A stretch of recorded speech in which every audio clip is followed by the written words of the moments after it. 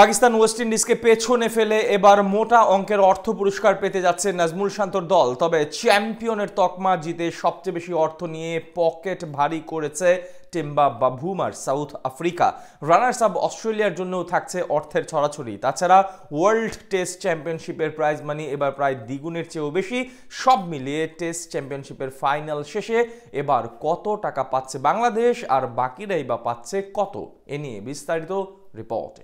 দীর্ঘ ২৭ বছরের অপেক্ষায় ইতি টেনে অবশেষে আরেকটি আইসিসি ট্রফির দেখা পেল সাউথ আফ্রিকা।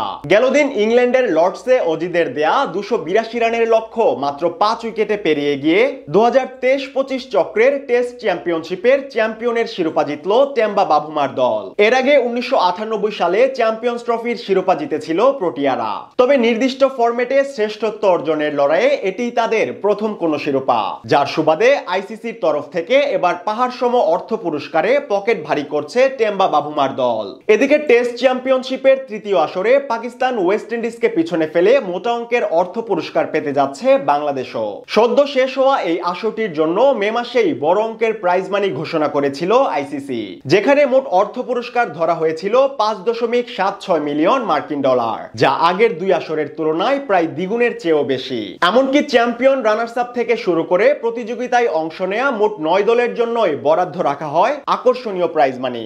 এদিকে গেল দুই আসরের বিজয়ী দল নিউজিল্যান্ড ও অস্ট্রেলিয়া পেয়েছিল ১.৬ মিলিয়ন মার্কিন ডলার, বাংলাদেশি মুদ্রায় যা প্রায় ১৭ কোটি ১৫ লাখ টাকা। তবে এবারের আসরে চ্যাম্পিয়ন হয়ে তাদের চেয়ে প্রায় দ্বিগুণের চেয়ে বেশি অর্থ পকেটে ঢুকিয়েছে সাউথ আফ্রিকা। চ্যাম্পিয়নের শিরোপা জেতার পাশাপাশি ৩.৬ মিলিয়ন মার্কিন ডলার অর্থ পুরস্কার পাচ্ছে প্রোটিয়ারা, যা বাংলাদেশি মুদ্রার হিসেবে ঠেকবে ৪৩ কোটি ৬৫ লাখ ৫৬ হাজার টাকায়। বিপরীতে টানা দ্বিতীয়বারের মতো আসরটির ফাইনালে উঠেছিল অস্ট্রেলিয়া। গেলবারের চ্যাম্পিয়নরা এবার রানার্স আপ হয়ে পাচ্ছে ২.১৬ মিলিয়ন মার্কিন ডলার, বাংলাদেশি মুদ্রায় যা ২৬ কোটি ২৭ লাখ ২৫ হাজার টাকারও বেশি। এই অঙ্কটাও আগের দুই আসরের তুলনায় প্রায় ৩ গুণ বেশি।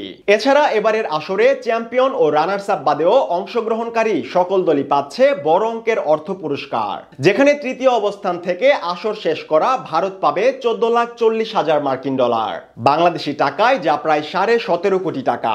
এরপর ৪ থেকে আসর শেষ করা নিউজিল্যান্ড পাবে ১২ লাখ মার্কিন ডলার। ৫ নম্বরে থাকা ইংল্যান্ড পাবে ৯,৬০,০০০ মার্কিন ডলার। এদিকে ৬ থাকা শ্রীলঙ্কা পাবে ৮,৪০,০০০ মার্কিন ডলার। অন্যদিকে এবারের চক্রে ৭ নম্বর অবস্থান থেকে আসর শেষ করেছে বাংলাদেশ, যার সুবাদে নাজমুল শান্তর দল পেছনে ফেলেছে ওয়েস্ট ইন্ডিজ আর পাকিস্তানকেও। ফলে ৭ নম্বর অবস্থান নিশ্চিতের জন্য বাংলাদেশ পাবে ৭,২০,০০০ মার্কিন ডলার। টাকার হিসেবে যে অঙ্কটা প্রায় ৮ কোটি ৭৫ লাখ ৭৫ হাজার টাকা। এছাড়া ওয়েস্ট ইন্ডিজ পাবে ৬ লাখ ডলার আর পাকিস্তান পাবে ৪,৮০,০০০ মার্কিন ডলার।